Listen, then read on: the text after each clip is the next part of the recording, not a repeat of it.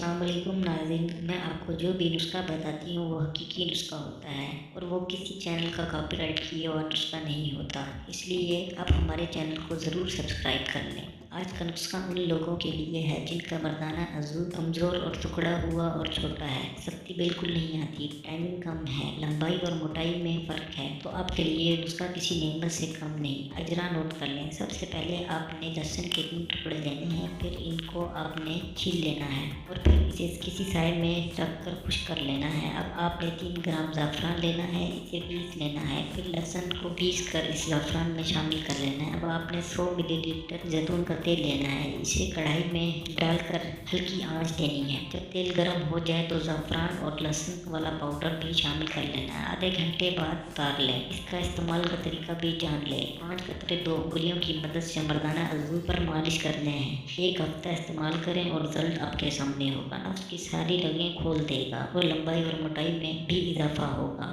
मेरे चैनल को सब्सक्राइब करना ना भूलें। शुक्रिया।